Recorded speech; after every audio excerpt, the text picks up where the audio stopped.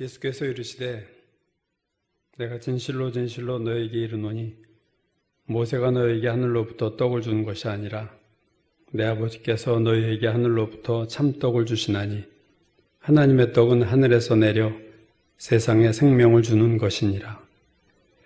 그들이 이르되 주여 이 떡을 항상 우리에게 주소서. 예수께서 이르시되 나는 생명의 떡이니 내게 오는 자는 결코 줄이지 아니할 터이요 나를 믿는 자는 영원히 목마르지 아니하리라. 그러나 내가 너에게 이르기를 너희는 나를 보고도 믿지 아니하는도다 하였느니라. 아멘.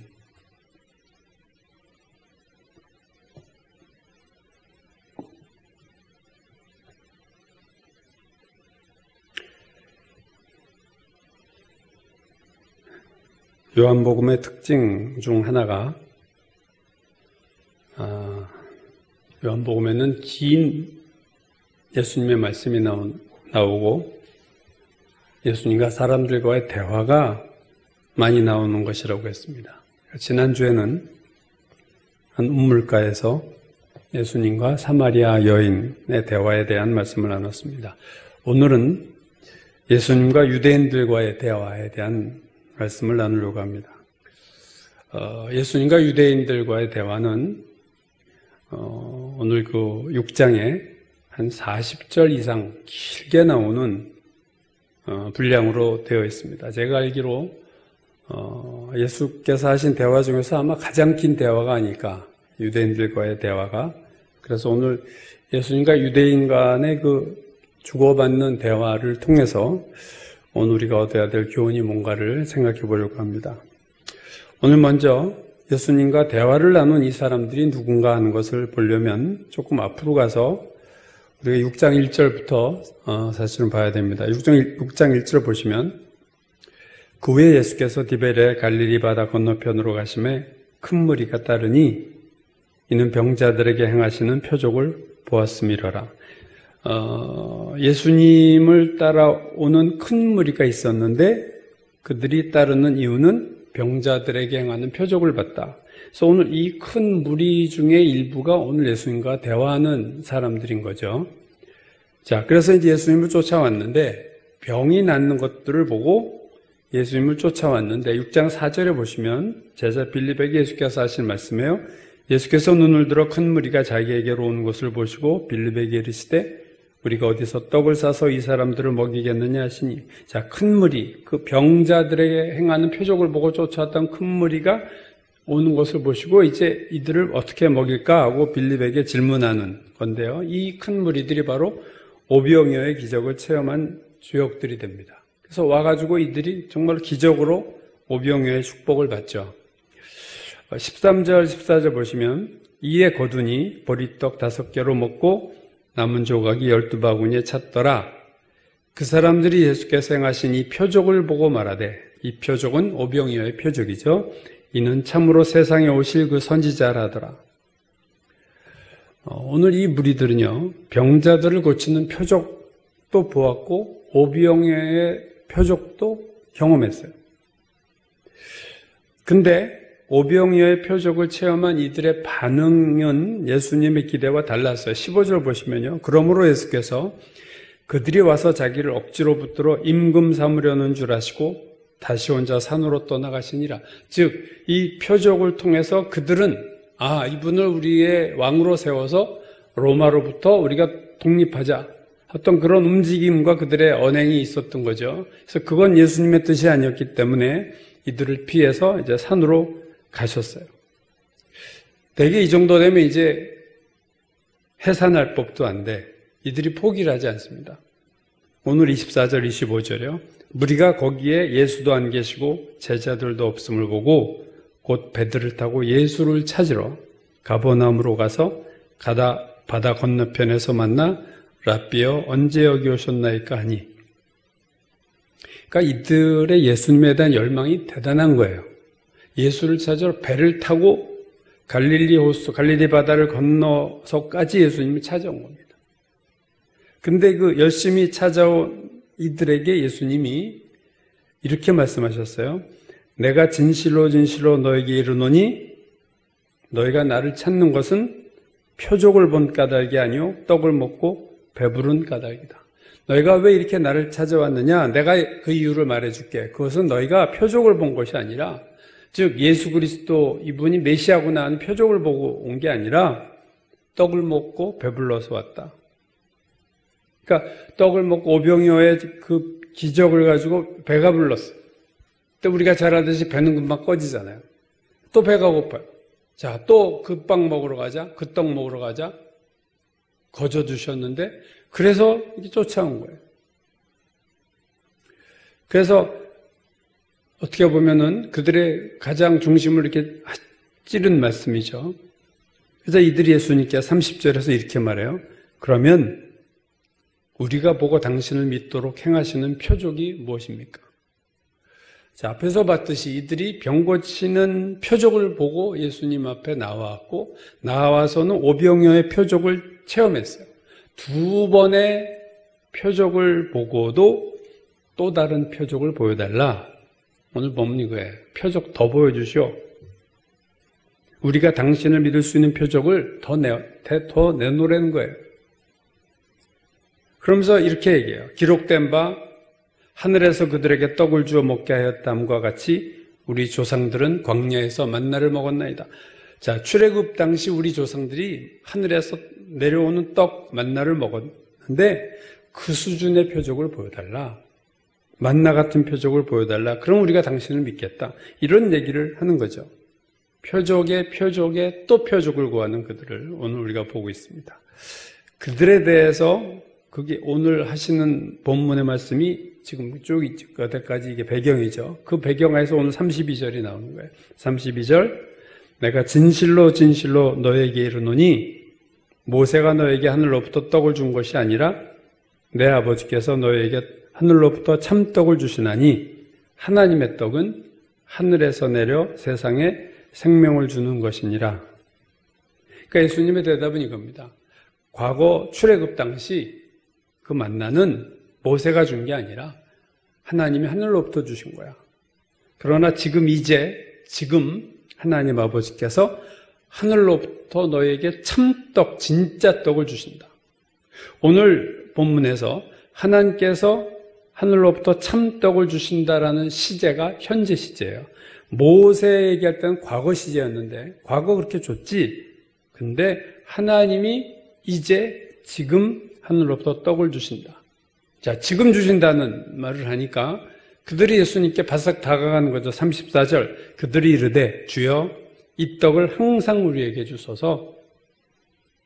자, 오병이어의 기적을 체험한 그들은 이제 더 놀라운 떡을 먹기를 소원하며 이 떡을 지금 달라는 거예요. 그리고 한 번만이 아니라 뭐라고 그러냐면 항상 주십시오. 우리가 먹을 걱정 안 하게 이 세상에서 매일매일 만나도 매일 내렸는데 이 떡을 항상 우리에게 달라. 이 무리들이 예수님께 이 떡을 달라고 했을 때 어떤 떡을 상상하고 있었을까? 우리가 생각해 봐요. 무슨 떡을 상상하고 그 떡을 달라고 그랬을까? 아마 만나처럼 하늘에서 내려오는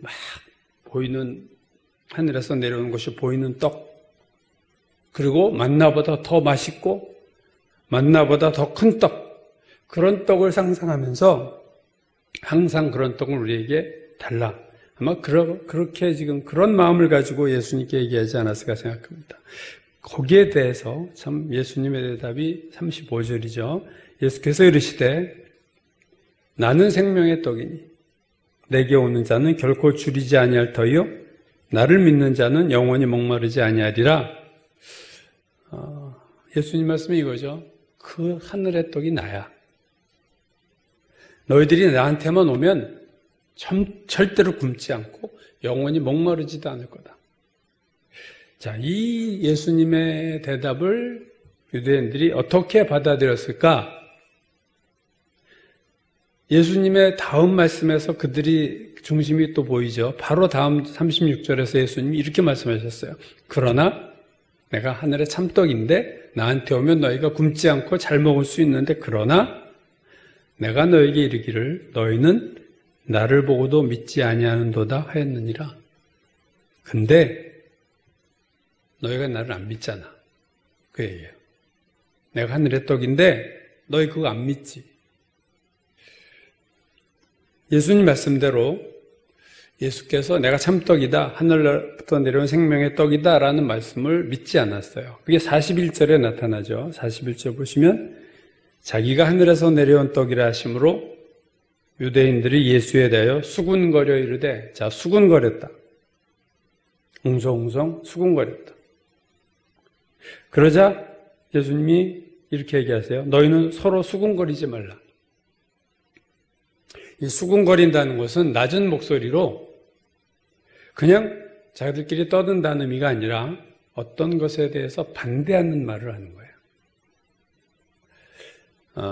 그래서 영어 성경들을 보면 이 수군거린다는 말을 뭐 grumble, 막 불평하고 원망하는 단어로 쓰거나 murmur이라는 단어가 있어요. 이렇게 중얼중얼, 에이, 뭐라고 부모가 자네에게 야단 심부름 시키면 가기 싫을 때 털거리는 소리 있잖아요. 에이, 뭘 왜 나한테 시키고 지금 바쁜데 뭐 어쩌고 저쩌고. 그게 중얼중얼. 그들이 오늘 그러고 있는 거예요. 뭐라고 그들이 중얼거리고 원망했을까에 대해서도 오늘 본문이 나와 있습니다. 41절, 42절. 자기가 하늘에서 내려온 떡이라 하심으로 유대인들이 예수에 대하여 수군거려 이르되 이는 요셉의 아들 예수가 아니냐? 그 부모를 우리가 아는데 자기가 지금 어찌하여 하늘에서 내려왔다느냐? 내가 뻔히 아는데 저 사람 자기가 하늘에서 내려왔대. 웃긴다. 말도 안 되는 소리하고 이렇게 뭔가 궁시렁궁시렁대고 그래서 예수께서 수군거리지 말라 하신 거예요. 그러니까 그들이 수군된 말은 예수님이 하늘에서 내려온 떡일 수가 없다는 거예요. 저건 말이 안 된다는 거야. 예수가 요셉의 아들인데 잘 해봤자 선지자가 될까 말까지 자기가 하늘에서 내려온 떡이다. 이 오늘 요한복음에 수군거리다가 지금 2번 나오죠. 이 헬라어 단어가 고린도전서 10장 10절에서는 이렇게 우리말 번역으로 이렇게 됐어요. 자, 10절 보시면요. 그들 가운데 어떤 사람들이 원망하다가 멸망시키는 자에게 멸망하였나니 너희는 그들과 같이 원망하지 말라. 똑같은 헬라어를 고린도전서 10장 10절에서 바울은 원망하다라는 단어로 표현했죠. 이게 지금 누구에게요? 고린도전서 10장 10절이 광야 이스라엘 출애굽 백성에 얘기하다가 나온 얘기입니다. 그러니까 구약의 그 출애굽한 이스라엘 백성도 궁시렁궁시렁대고 뒤에서 원망한 거와 똑같이 오늘 유대인들도 그러고 있다는 거예요. 구약 성경 전체를 히브리어로 돼 있죠. 그걸로 70인역 헬라어 성경으로 번역한 얘기를 제가 여러 번 했어요. 이게 지금 헬라 말을 쓰는 시대가 되니까 히브리어를 아무도 안 써요. 유태인도 히브리어를 안 쓰니까 당시 학자들이 70여 명의 학자들이 모여서 모든 구약 히브리어를 다 헬라어로 번역을 했는데 출애굽기나 민수기에 나오는 그 원망하다라는 히브리어를 헬라어로 바꿀 때 그 학자들이 무슨 단어로 바꾸느냐? 오늘 본문의 단어로 바꿨어요. 그러니까 구약 성경 출애굽기 민수기에서를 헬라어로 바꾼 거 보면요. 오늘 이 단어 똑같은 단어들 원망하다라는 단어를 사용되고 있다는 거죠. 그러니까 지금 오늘 광야 이스라엘 백성이나 오늘 예수님과 대화하는 유대인들이 똑같이 원망하고 불평하는 거예요. 그 당시 광야 이스라엘 백성도 하나님 믿지 않고 모세 믿지 않고 불평하고 원망한 것처럼 오늘도 예수님 말씀을 이들이 믿지 않고 뒤에서 수군거리고 불평하고 원망하고 반대하는 얘기를 하는 거죠. 이 수군거리는 유대인들과 예수님의 대화는요 계속됩니다. 51절에서 예수님이 이렇게 말씀하셨어요. 나는 하늘에서 내려온 살아있는 떡이니 내가 살아있는 떡인데 이 떡을 먹으면 영생하리라. 영원히 살 수 있어. 내가 줄 떡은 곧 세상의 생명을 위한 내 살이니라. 자, 오늘 여기서 예수님의 말씀은 생명의 떡에서 한 걸음 더 나가서 그 생명의 떡이 내 살이야. 이건 더 한 단계 나간 얘기예요. 그러자 유대인들의 반응이 격해집니다. 바로 52절. 그러므로 유대인들이 서로 다투어 이르되 이 사람이 어찌 능히 자기 살을 우리에게 주어 먹게 하겠느냐? 서로 다투었다. 아까 수군거리던 그들이 이제는 다투고 있어요. 다투고 있다는 것은 서로 찬성하는 자도 있고 반대하는 자들이 부딪히고 있는 거예요, 지금. 그런 대부분의 사람들은 반대하는 입장이죠. 결론을 보면 찬성, 그래. 이렇게 사람도 몇 사람이 그랬나 봐. 했더니 막 면박을 주고 너 무슨 소리 하고 있어? 말도 안 되는 소리 하지 마 하고 서로 다투고 있어요. 수군거리던 이들이 다투고 있다. 왜요? 살 얘기를 했거든, 지금. 내가 생명의 떡일 뿐만 아니라 내가 그 생명의 떡은 내 살이다. 그랬더니 안 믿는 거죠. 어떻게 자기 살을 우리에게 줘? 내가 식인종이야? 내가 사람의 살을 먹으려는 거야? 자기가 한 사람인데 우리를 어떻게 다 먹게? 뭐 별소리들이 다 나왔겠죠.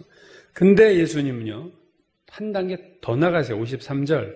내가 진실로 진실로 너에게 이르노니 인자의 살을 먹지 아니하고 인자의 피를 마시지 아니하면 너희 속에 생명이 없느니라. 내 살을 먹어야 한다 해서 난리가 나는데 이번엔요, 내 피를 마셔야 돼. 여기까지 더 나가셨어요. 야, 인지 뒤집어지는 겁니다. 살과 피 얘기가 나왔어요. 떡 얘기할 때도 참 수군거리던 이들이 내 살이고 내 피다. 내 살을 먹고 내 피를 마셔야 생명이 있다. 이런 얘기를 하니까 난리가 났어요. 그러나 사실 예수님의 말씀 자체를 보면 상당히 논리적인 말씀이에요. 생명의 떡이다. 내가 생명의 떡이 할 때는 이 떡은 먹는 음식이에요. 먹어야죠. 그럼 생명의 떡을 먹는 거예요. 예수님 먹는 거예요. 예수님 먹으면 예수님이 먹는데 살을 먹는 거, 이게 떡을 먹는 거죠. 그리고 떡을 먹는데 떡만 먹으면 목이 메서 목이 막혀 죽으니까 또 뭘 마셔야 돼. 음료가 있어야 돼. 그게 내 피다 이거예요. 그러니까 떡을 먹고 음료를 마시고, 우리식으로 말하면 밥 먹고 국 먹고 뭐 이런 거죠. 국도 마시고 국도 먹고 밥도 먹고, 밥을 먹고 물을 먹고 뭐 그런 얘기예요.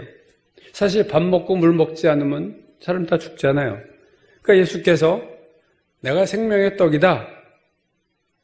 떡이라는 건 먹어야 되니까 너희가 나를 먹어야 돼. 그래야 살지. 먹어야 살잖아. 너희들이 나를 먹어야 돼. 나를 먹는다는 게 뭐야? 내 살을 먹고 내 피를 마시는 거야. 너희들이 그래야 살아. 그러면서 54절 이하에서 이렇게 말씀하셨어요. 내 살을 먹고 내 피를 마시는 자는 영생을 가졌고 마지막 날에 내가 그를 다시 살리리니 내 살은 참된 양식이요 내 피는 참된 음료다. 오늘 여기서 마지막 날에 내가 그를 살린다. 마지막 날에 다시 살리리라. 이 표현은요, 신약 성경 전체에 4번밖에 나오지 않는데 그 4번이 오늘 요한복음 6장에만 나와요. 이 말씀에서만 나오는 표현입니다. 내가 마지막 날에 다시 살려. 이 얘기는 여기서밖에 없어요. 성경 전체에서, 신약 전체에서, 요한복음 전체에서, 다른 데도 없고 요한복음 6장 오늘 본문에서 4번이나, 여러분 큐티를 좀 깊이 하셨으면 아마 이 표현이 기억나실 거예요. 4번이나 이 대화 가운데에서만 하신 말씀이에요. 누가 마지막 날에 다시 살아나느냐? 마지막 날에 우리가 다 죽는데 마지막 날에 누구를 주님께서 일으키시느냐? 주님의 살을 먹고 피를 마신 자만 일으키시겠다는 거예요. 주님의 살과 피를 먹고 마신 자, 56절 보시면요. 내 살을 먹고 내 피를 마시는 자는 어떻게 됩니까? 내 안에 거하고 나도 그의 안에 거한다. 자, 이 56절에 사실은 매우 중요한 단어가 나왔어요. 이 거한다는 단어요. 유명한 단어고요. 내 살을 먹고 내 피를 마시는 자는 그 사람은 내 안에, 예수님 안에 거하고 예수님 나도 그의 안에 거한다. 제가 2월 첫 주 설교할 때 진리가 너희를 자유케 하리라 하는 설교를 했을 때 이 거한다는 얘기를 하셨어요. 왜냐하면 요한복음 8장 31절 이하가 이 얘기를 하고 있어요. 그러므로 예수께서 자기를 믿은 유대인에게 이르시되 너희가 내 말에 거하면 참 내 제자가 되고, 거하면, 이 거하면이 오늘 이 단어거든요. 여러분이 제가 그때도 말씀드렸어요. 이 거한다고 하는 헬라어 메노라는 단어는요, 신약성경 전체에서 71번, 71번이 나오는데 요한복음에만 34번 나오는, 즉 신약성경 전체의 거의 50% 가까이가 요한복음에 나오는, 그러니까 요한복음의 단어예요. 이 거한다는 단어는. 그래서 요한복음 1장에서 15장까지 보면요, 13장만 빼고는 각 장마다 거한다는 단어가 나와요. 1장에도 나오고 2장에도 나오고 3장에서 4장, 5장, 6장에서 계속 15장까지 13장을 빼고는 다 나와요. 그리고 그 15, 14장이 나오는데 앞부분에서 거한다는 단어가 나오는데 그 중에서 한 장에 이 단어가 12번이나 나오는 장이 있습니다. 여러분 짐작하시는 분 있을지 몰라요. 요한복음 15장 포도나무와 가지의 비유에 이 단어가 무려 12번이 거기서 쏟아져서 나와요. 요한복음 15장 4절이 이렇게 나옵니다. 내 안에 거하라, 나도 너희 안에 거하리라. 이 유명한 단어예요. 너희가 내 안에 거하면 나도 너희 안에 거하리라. 가지가 포도나무에 붙어있지 아니하면, 거하지 아니하면 스스로 열매를 맺을 수 없음 같이 너희도 내 안에 거하지 않으면 너희도 열매가 없어. 5절 나는 포도나무여 너희는 가지라. 그가 내 안에 내가 그 안에 거하면 사람이 열매를 많이 맺는다. 7절 나는 포도나무여 너희는 가지라. 그가 내 안에 내가 그 안에 거하면 사람이 열매를 많이 맺는다. 이 내가 너희 안에 있고 너희가 내 안에 있다. 이 상호 고함이죠. 이게 한쪽이 한쪽만 거하는 게 아니에요. 이 표현이 신약 성경 10번 나오는데 이게 다 요한복음에만 나오는 단어예요. 여러분 요한복음만 독특성이 있습니다. 우리가 얼핏 읽으면 마태, 마가, 누가, 요한이 다 그거죠 같은데 깊이 들어가면요 요한만이 쓰는 중요한 키 컨셉이 있어요. 내가 너희 안에 너희가 내 안에. 이 표현은 요한복음 외에는 없어요. 이 10번이 전부 요한복음에만 나와요. 요한복음의 아주 중요한 표현이죠. 이게 포도나무와 가지에서 주님과 우리 관계를 아주 밀접한 관계를 설명하는 단어입니다. 놀라운 영적인 상태죠. 주님을 영접하고 우리가 주님과 깊은 영적 상태로 들어가는 것이 내가 너희 안에 거하고 너희가 내 안에 거한다. 이 단어예요. 여러분 요한이 쓴 요한계시록 라오디게아 교회 얘기할 때 3장 20절에 이러한 표현이 단어는 다르지만 똑같은 내용이 나와요. 내가 문 밖에 서서 두드리노니 누구든지 내 음성을 듣고 문을 열면 내가 그에게로 들어가 그와 더불어 먹고 그는 나와 더불어 먹으리라. 오늘 이 얘기죠. 여러분 음식을 먹으면 음식이 우리 살이 되고 우리 피가 돼요. 우리 몸은 그 음식으로 구성되는 거예요. 좋은 음식 먹은 사람 몸이 건강한 이유는 그 좋은 음식이 내 몸이 되니까 내 몸이 좋은 몸이 되는 거고 나쁜 음식 먹으면 나쁜 음식이 내 몸이 되니까 내 몸이 나빠지는 거예요. 음식을 먹으면 그 음식이 내 살과 피가 되듯이 주님의 살과 피를 먹으면 주님이 내가 되는 거예요. 주님은 내가 되고 나는 주님이 되는 거예요. 구분이 안 되는 거죠. 주님을 영접하면 주님을 믿으면 내가 주님을 먹으면 우리는 거기서 음식으로 생명을 얻고 음식과 우리는 하나가 되는 거예요. 혼연일체가 되는 거예요. 결국 오늘 예수께서 말씀하신 내용은 그거예요. 내가 생명의 떡이다. 너희들이 딴 거 생각하는지 몰라도 뭐 하늘에서 뭐가 떨어질 줄 알지만 내가 생명의 떡이고 내 살을 먹고 내 피를 마셔야 너에게 영원한 생명이 있어. 그래야 영생이 생겨. 그리고 내 살을 먹고 내 피를 마시는 자는 내가 그 사람 안에 거하고 그 사람도 내 안에 거한다. 그래서 나를 먹은 자는 마지막 날에 내가 살릴 거야. 그게 오늘 예수님의 말씀이에요. 근데 유대인들은요, 문자 그대로 받아들여서 막 흥분해가지고 이 사람이 어떻게 능히 자기 살을 우리에게 주워 먹게 하겠느냐? 막 흥분해가지고 말도 안 되는 헛소리 한다? 막 난리가 난 거예요. 이 살을 먹고 피를 마신다는 것은 비유죠, 비유. 예수께서 많이 쓰시는 방법이에요. 비유. 씨 뿌리는 자의 비유. 이 비유를 가지고 이렇게 흥분해가지고 영적으로 깊은 내용을 생명의 떡, 살과 피를 먹는다 이런 말씀을 하신 거예요. 그래서 60선자 뒤쪽에 보니 예수님이 그들에 대해서 이렇게 얘기하셨어요. 내가 너에게 이른 말은 영이요 생명이야. 내가 영적인 얘기를 했는데 너희가 왜 그 문자 가지고 자꾸 시비를 걸고 오해를 하냐? 결국 오늘 유대인들은요 예수님의 말씀을 넘어서지 못했어요. 60절에 보시면 제자 중 여럿이 듣고 말하되 이 말씀은 어렵도다. 누가 들을 수 있느냐 한데 못 알아듣겠어. 살을 먹고 피를 마시고 무슨 소리 하는 거야? 난 못 알아듣겠어. 그리고 이런 결론을 냅니다. 66절이죠. 그때부터 이 대화한 이후로 그의 제자 중에서 많은 사람이 떠나가고 다시는 그와 함께 다니지 아니했다. 예. 병든 환자들을 고치는 표적을 보고 예수님께 나왔던 그들이 오병이어의 기적을 또 체험합니다. 그래서 배를 타고 예수님을 쫓아왔던 그들이 결국 예수께서 내가 생명의 떡이다. 내 살을 먹고 피를 마셔야 된다. 이 말씀에서 결국 주저앉고 말아요. 참 긴 대화를 했는데 예수님과 결국 실패한 대화로 끝나는, 어떻게 보면 슬픈 결론이에요. 이들이 왜 실패했을까? 자, 이들이 떠나자 예수께서 제자들에게 물으세요. 12제자에게 이르시되 너희도 가려느냐? 왜냐하면 앞에서 얘기했듯이 그의 제자 중 많은 사람이 떠나갔어요. 한두 사람이 아니라 그의 제자라고 했던 사람들 중에서 많은 사람들이 떠나가고 다시 그와 함께 다니지 아니했다. 예수님 앞에 이제 나타나지도 않았어요. 그러니까 12명에게 물어보는 거야. 너희도 그러느니? 너희도 가려느냐? 그랬더니 베드로가 대답하죠. 67절이야. 시몬 베드로가 대답하되 주여 영생의 말씀이 주께 있사오니 우리가 누구에게로 가오리까?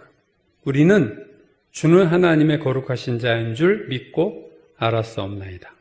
베드로의 대답을 보면 베드로는 제대로 알았어요. 영생의 말씀이 주님께 있습니다. 베드로가 어부지만 참 기가 막힌 사람이에요. 이걸 아는 거죠. 제자들이 아는 거예요. 영생의 말씀이 예수님이 생명의 떡 아닙니까? 바로 주님이 얘기하신 거 아니에요? 아는 거예요. 또 이렇게 얘기했어요. 우리는 주는 하나님의 거룩하신 자인 줄 믿고 알았사옵나이다. 이 대답이 참 의미가 있죠. 믿고 알았어요. 알고 믿었다가 아니라 믿고 알았다. 참 의미 있는 말이에요. 믿고 아는 거예요.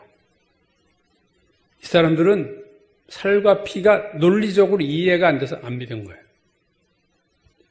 근데 믿으면 이 열리는 눈이 있고 열리는 마음이 있는데, 그래서 우리는 믿고 주는 하나님의 거룩하신 자인 줄 믿고 알았습니다. 제자들이 믿음의 사람들이었어요. 그렇죠? 결국 예수님 곁에는 믿음의 사람들만 남게 됩니다. 우리가 신앙생활 오래 하다 보면 믿음 없는 사람은 결국 떨어져요. 이렇게 끝까지 남는 사람은요, 믿음의 사람만이 남는 거예요. 오늘 이들은 중간에 잘 쫓아왔어요. 병 고치는 거 보고 쫓아와, 오병이어 보고 쫓아와. 그러나 자기들이 이해가 안 돼. 이 말씀 너무 어려워. 내 머리로 이해가 안 돼. 내 상식과 이성으로 이해가 안 돼. 떠난 거예요.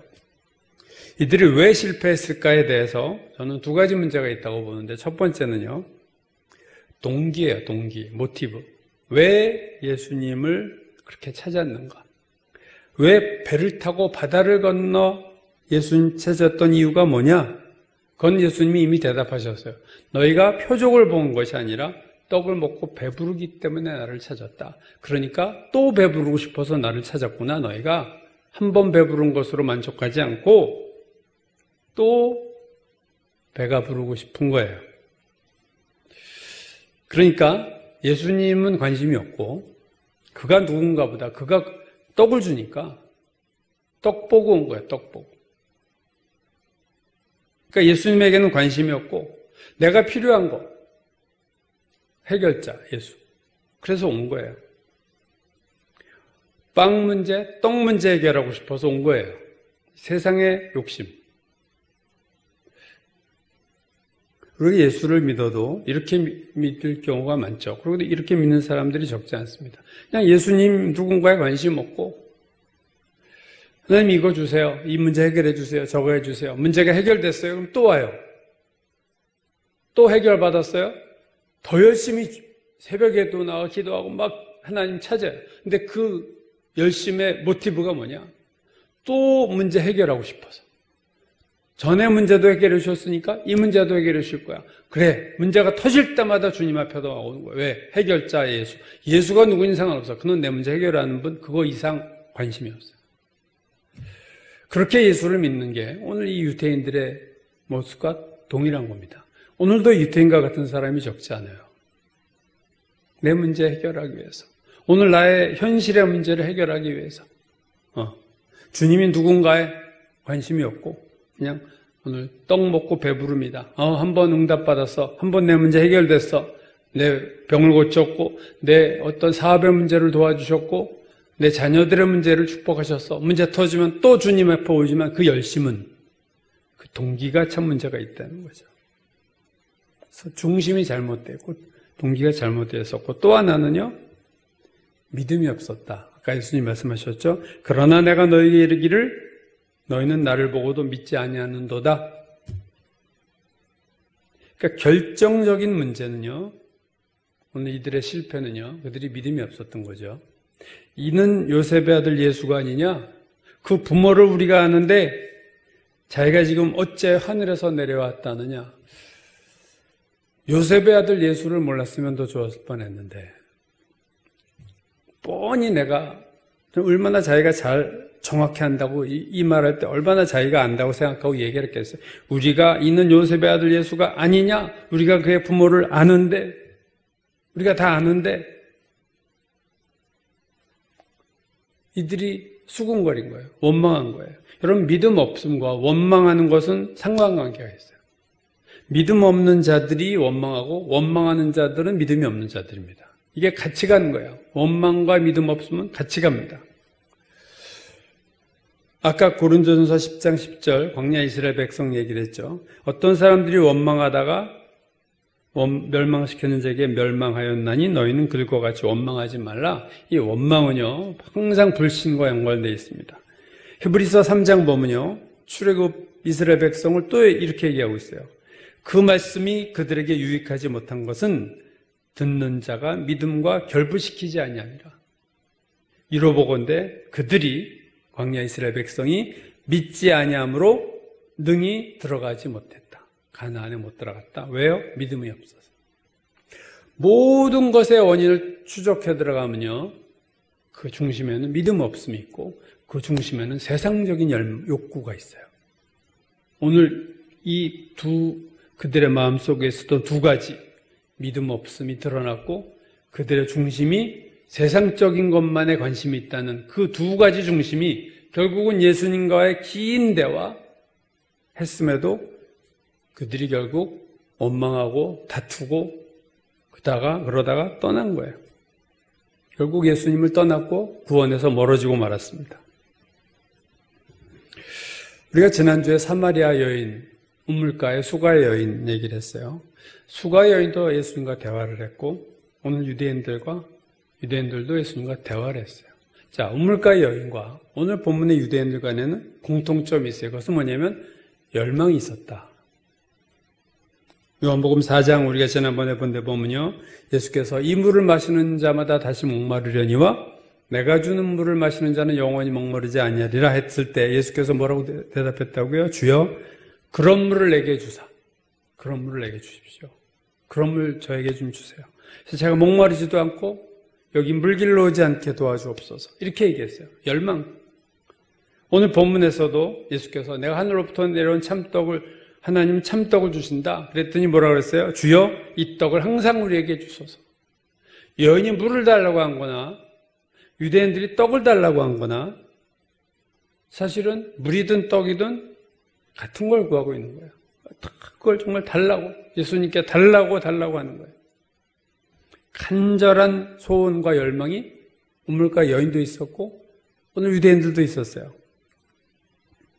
애플의 신화를 만들어냈던 스티브 잡스가 이미 고인이 됐지만 2005년도 스탠포드 대학 졸업식에서 한 연설은 아주 회자되는 유명한 내용입니다. 마지막에 그가 췌장암 수술한 지 1년 만에 이제 연설을 한 건데 마지막 말이 유명하죠. 항상 배고프고 항상 바보의 자리에 그냥 있어라. Stay hungry, stay foolish.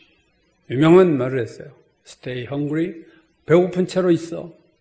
Stay foolish. 어리석은 채로 있어. 이 말은 스티브 잡스가 만든 말은 아니에요. 그가 젊은 시절에 어떤 잡지에서 본 말인데 끝까지 기억하고 있다가 이 스탠퍼드 때 졸업식에서 그 말을 사용한 거죠. 그럼 자기가 이 말을 아마 붙잡고 있었던 것 같아요. 항상 헝그리해야 돼. 그게 아마 스티브 잡스가 그 애플을 이룬 모티브가 됐겠죠. 항상 만족하지 않고 뭐가 이루어졌지만 됐어 이런 게 없고 또 헝그리한 거예요. 또 배고파서 또 뭘 구하고 그게 돼도 또 만족하지 않고 또 뭔가를 구하고 다른 사람들이 볼 땐 foolish, 어리석어 보여도 뭔가 새로운 것을 추구하고 새로운 것을 상상하고 쟤 뭐 이렇게 바보 같은 생각만 해. 그래도 stay foolish. 그래야 너희가 앞서가는 자가 된다. 아마 그 얘기를 스티브 잡스가 하고 싶어서 stay hungry, stay foolish 얘기를 한 것 같아요. 근데 그 스티브 잡스의 기준으로 보면요. 예수님을 찾은 유태인은요. 항상 stay hungry한 사람들이에요. 이들은 병이 낫는 표적에 만족하지 않았어요. 또 찾아와서 표적을 구했더니 오병이어의 표적을 체험했어요. 자, 이젠 됐을 법도 한데 또 예수님을 배를 타고까지 찾아왔어요. 아직도 배가 고파. Stay hungry. 그러나 무엇에 hungry하냐가 중요한 거예요. 무엇에 배고프냐. 그 열정이 왜 생긴 거야? 그 열정의 대상이 뭐냐? 사실은 이게 중요한 겁니다. 그냥 헝그리한 것 자체가 중요한 게 아니에요. 우물가 여인은 남편이 5이나 있었던 여자고 손가락질 받는 여인이었습니다. 늘 사람들로 인해서 피곤하고 지치고 헛되다 하는 생각을 하면서 살았던 그 여인이 예수님의 말씀 속에서 대화 속에서 영원한 것을 뭔가 본 거예요. 여인이 헝그리했던 것은, 갈망했던 것은 그 영원한 제대로 된 것을 갈망했어요. 유대인들의 오늘 본문의 열망은 우물가 여인보다 훨씬 더 강한 열망입니다. 그렇죠? 이 긴 대화를 했어요. 여기까지 찾아오기 전에 그들은 표적을 경험했어요. 2번이나 표적을 경험했고 배를 타고 찾아올 만큼 열정이 이 사람들보다 더한 사람이 있겠어요?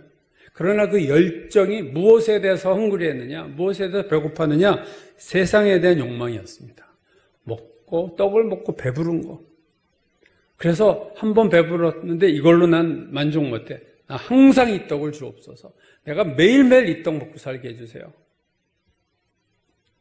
이 세상에서 더 잘 먹고 잘 살겠다는 세상적인 욕망이 예수님을 찾게 만든 거예요. 그래서 여러분 열심히 예수 믿는 사람이 다 신앙 좋은 거 아니에요? 그런 의미에서. 매일 새벽 기도 나와서 뭔가 열심히 기도해.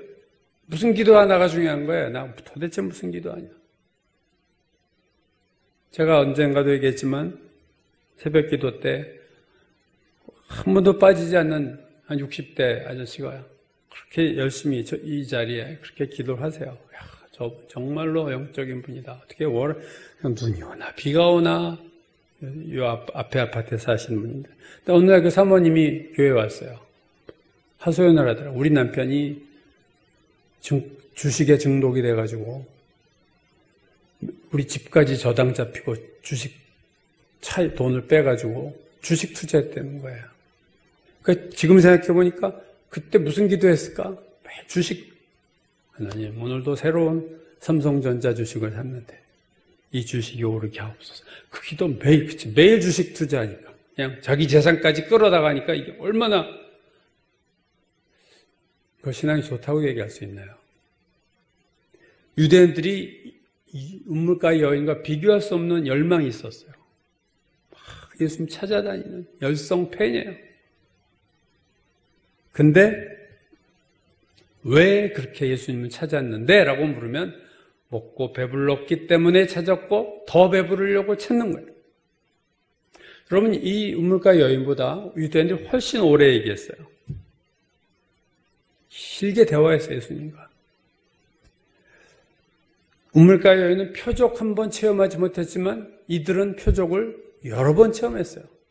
그렇게 많은 표적을 체험하고 예수님과 그렇게 많은 대화를 했다면 더 많은 은혜를 받아야 될 것 같은데 더 예수님은 더 잘 알아야 될 것 같은데 현실이 안 그런 거죠. 결국 이 유대인들의 마음속 깊은 곳에서도 두 가지. 세상적인 욕심이 중심에 있었고 하나님에 대한 믿음이 없었어요. 그래서 결국 오늘 절호의 찬스인데 이 오늘 예수님과의 대화는 이들에게 절호의 기회입니다. 구원을 얻느냐 못 얻느냐의 상황에서 오랫동안 대화를 했음에도 병든 자의 표적을 보고 오병이의 표적을 자기가 그 떡을 먹어봤고 그래서 예수님 열심히 쫓아오는 열망이 있었음에도 불구하고 이들은 구원의 기회를 놓쳤어요. 여러분 많은 기적을 이들이 체험했다는 것은요 영적 환경이 얼마나 좋은 환경입니까? 이런 기적을 체험할 수 있는 환경에 처한 사람이 그렇게 많지 않아요. 예수님과 오래 이렇게 대화하는 것 이것도 쉬운 게 아닙니다. 예수님과 오래 대화했다는 것은 요즘으로 말하면 교회 오래 다닌 거예요. 신앙생활 오래 한 거예요. 성경도 많이 알고 기도도 많이 했어요. 배를 타고 예수님을 찾았다는 것은 아주 열망이 있는 거예요. 하나님에 대한. 남들이 보면 아주 그냥 열심히 신앙해요.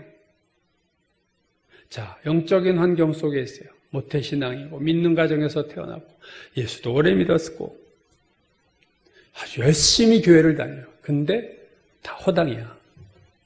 오늘 유대인들이 그런 사람들의 전형입니다. 그러므로 중요한 것은 우리 마음속 깊은 곳에 믿음이 있어야 되는 것과 그 속에 무엇을 열망하는가. 열망의 동기와 열망의 대상입니다. 예수님과의 대화도 중요하지만 믿음의 대화가 있어야죠. 믿음, 불신의 대화예요. 계속 질문하고 삐딱하고 투덜대고 다투고. 여러분 우리가 내 안에 있는 것을 볼 수 있어요. 내 안에 무엇이 있는가. 결국 내 중심에 있는 것이 어떤 결론을 만들어내는 거예요. 겉으로야 무슨 얘기를 못하겠어요. 내가 믿음을 가지고 오늘도 정말로 믿음을 가지고 예배를 드리고 믿음을 가지고 큐티를 하고 믿음을 가지고 기도하느냐 이게 중요한 거예요. 믿음 없이 기도하고 큐티할 수 있어요. 내가 세상적인 것에 대한 열망이 아니라 정말 영원한 것에 대한 열망과 배고픔과 그런 갈망이 내게 있는가를 살펴봐야 됩니다. 우리가 stay hungry 해야 돼요. 항상 hungry해, 배고파야 돼요. 그러나 세상 것이 아니라 영원한 생명에 대해서 주님에 대한 영원한 갈망, 늘 배고픔, 주님을 만나도 또 만나고 싶고 정말로 찬양을 해도 더 찬양하고 싶고 그런 헝그리한 배고픔이 우리에게 있어야 돼요. 그리고 머리로 재고 이 사람들처럼 내가 이해가 안 돼 이런 이성과 내 생각으로 성경을 보고 신앙생활을 하는 게 아니라 믿고 시작하는 거야. 믿고 알았노라. 알고 믿은 것이 아니라 믿고 알았다. 베드로는 어부였지만 그는 믿고 알았어요. 부자 청년은 그렇게 똑똑했지만 결국은 예수님께 나왔다가 슬픈 얼굴로 돌아가지 않습니까? 오늘 유대인들도 결국 돌아가고 말았어요. 오늘 여인과의 대화와 지난주에 오늘 유대인과의 대화를 비교해 보면서 주님과의 대화가 중요하고요. 그러나 어떤 마음으로 대화를 하느냐가 얼마나 중요한가를 보게 됩니다. 믿음의 중심에 믿음을 가지고 대화를 해야 되고 세상적인 열망과 갈망이 아니라 하나님, 주님에 대한 열망과 갈망이 있어야 그 대화는 축복으로 이어지는 거지. 그렇지 못할 경우는 예수님을 떠나게 된다는 것을 우리는 두 개의 경우를 보면서 알게 됩니다. 우물가의 여인처럼 영원한 것을 구하고 그것을 만나고 그것을 누리고 그것을 아는 자가 되는 우리가 되어야 될 줄로 믿습니다.